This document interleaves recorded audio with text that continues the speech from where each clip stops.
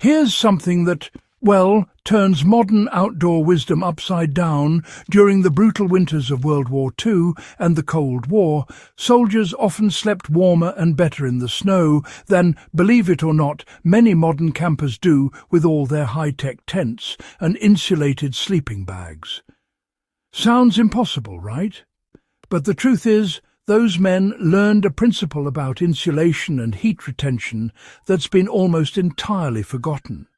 A method based not on gear, but on the physics of snow itself. For anyone who values survival knowledge, this isn't just trivia. It's a lost fieldcraft that can literally mean the difference between comfort and hypothermia when temperatures drop below freezing. So let's dig into this all on May.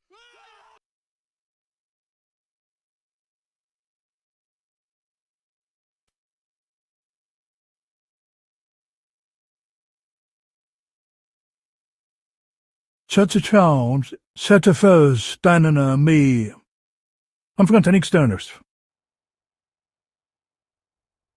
The reason snow worked better than tents had nothing to do with toughness. To understand how soldiers slept better in snow, we have to start with what snow actually is. Despite its reputation as cold, snow is actually one of nature's best insulators. It's not solid ice. It's roughly 90% trapped air. Each snowflake locks in tiny air pockets that prevent heat from escaping. Soldiers on the Eastern Front, the Finnish campaigns, and later the Korean War discovered this the hard way. When they slept on the frozen ground, the heat from their bodies conducted directly into the earth, and they froze from underneath.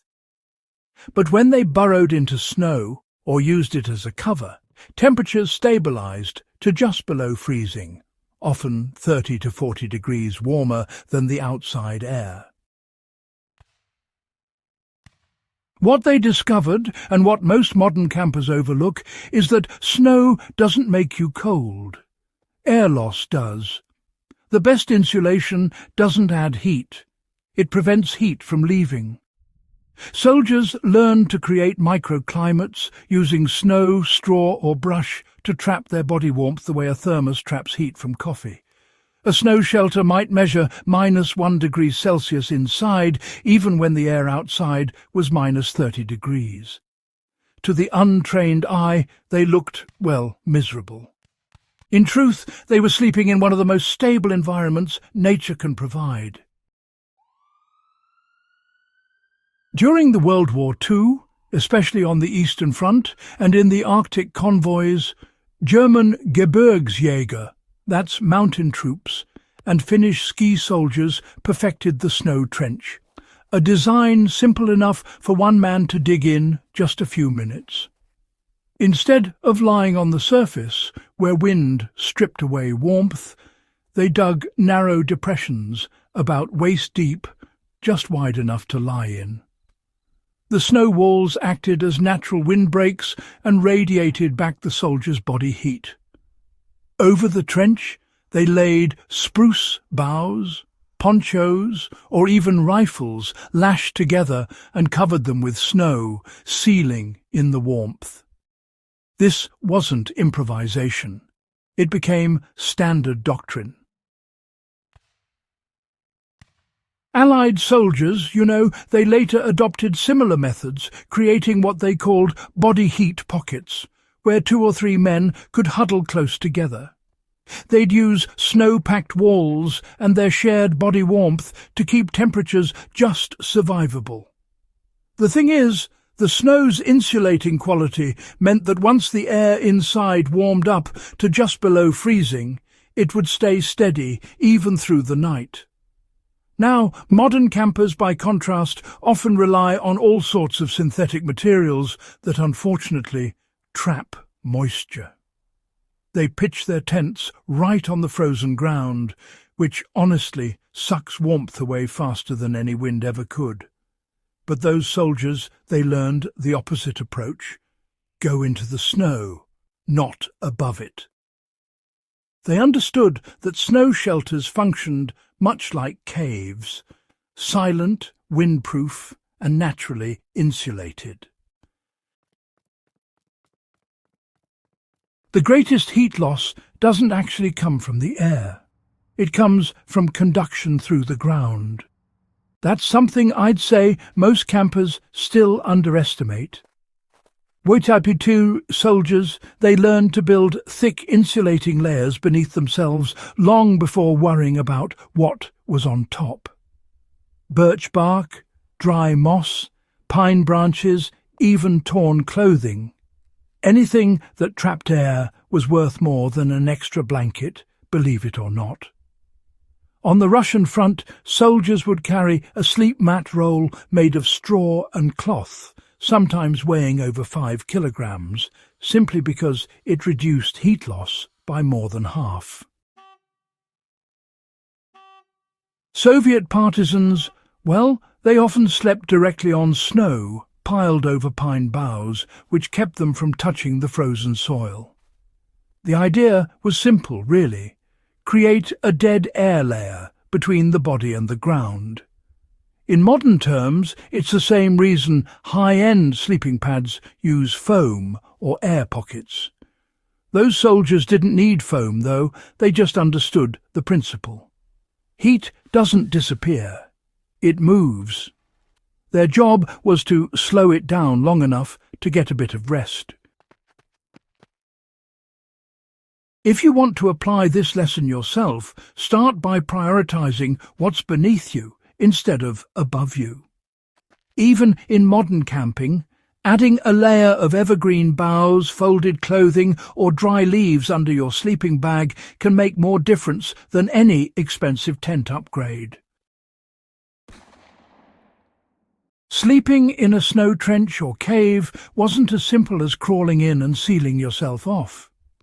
Soldiers learned quickly that moisture was their worst enemy.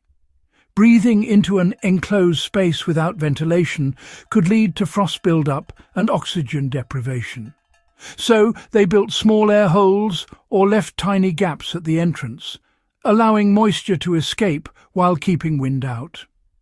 The temperature inside would rise from body heat alone, often hovering between -2 and +2 degrees Celsius, enough to keep frostbite at bay.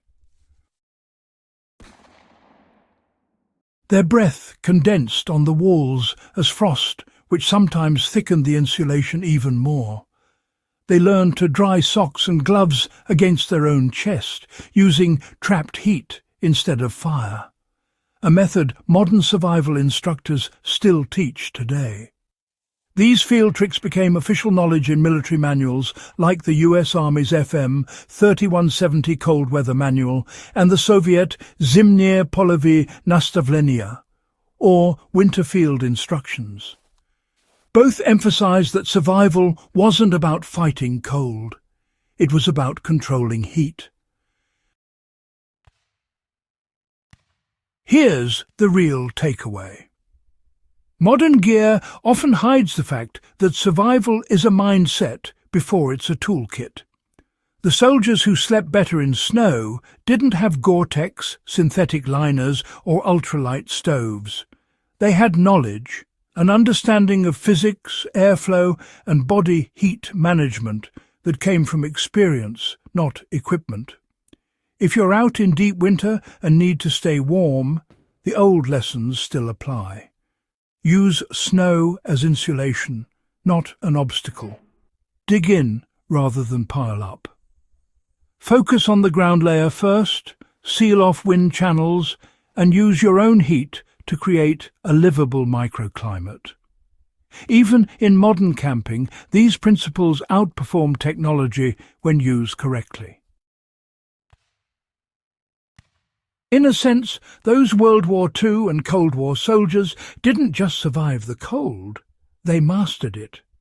Their methods weren't glamorous, but they were effective, and that's what real fieldcraft is all about. The art of sleeping warm in snow isn't about nostalgia, it's about resilience. The same physics that protected soldiers in the Ardennes or Karelia will protect anyone who understands it today. The difference between freezing and resting comfortably doesn't come from gadgets. It comes from knowledge passed down through history. If you value this kind of forgotten wisdom, the kind that connects historical survival with real-world application, make sure you subscribe to In the Beginning, share this video, and keep these lessons alive. Because sometimes the best modern survival skill is remembering what those before us already mastered.